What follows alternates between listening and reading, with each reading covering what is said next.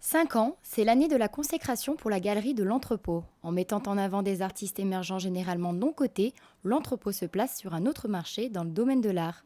Un succès et une notoriété grandissante que le galeriste Daniel Boéry a acquis au fil du temps. C'est tout à fait extraordinaire, c'est qu'on m'avait dit quand j'ai ouvert la galerie qu'il fallait 3-4 ans pour commencer à exister au niveau des galeristes.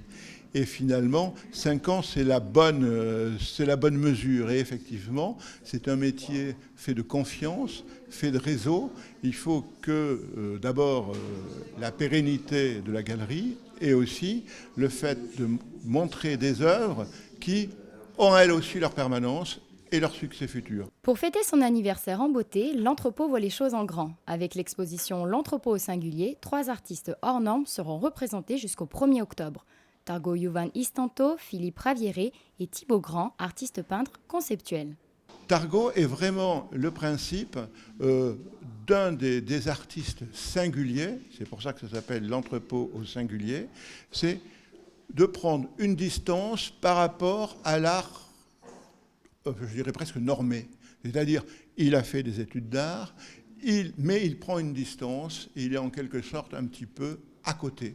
Et on le voit à travers ses dessins, à travers les formes qu'il donne, des clins d'œil permanents à une réalité qu'il prend, qu'on pourrait penser de façon dérisoire et en fait qui sont très profondes. En fait, c'est ce principe, on va le retrouver avec Thibaut Grand et aussi avec Phil Ravalier, qui lui a travaillé à partir totalement de pièces d'ordinateur pour refaire son monde et recréer son monde à partir de cartes mères. Je me suis posé la problématique du nu dans l'histoire de l'art, donc qui traverse toute l'histoire de l'art, le nu. Et j'ai joué avec ça en disant je vais donner au spectateur, à celui qui regarde, au récepteur, d'imaginer lui-même son nu idéal, sa projection à lui de son objet, de tous ses désirs.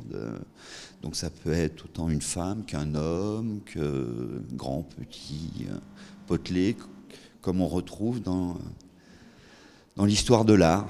Une exposition visuelle mais également sonore. En partenariat avec l'Orchestre Philharmonique de Monte-Carlo, un concert exceptionnel est organisé le 14 septembre à l'auditorium Régnier 3, l'occasion de découvrir en exclusivité cette première intégrale mondiale des concertos de piano de Franz Liszt.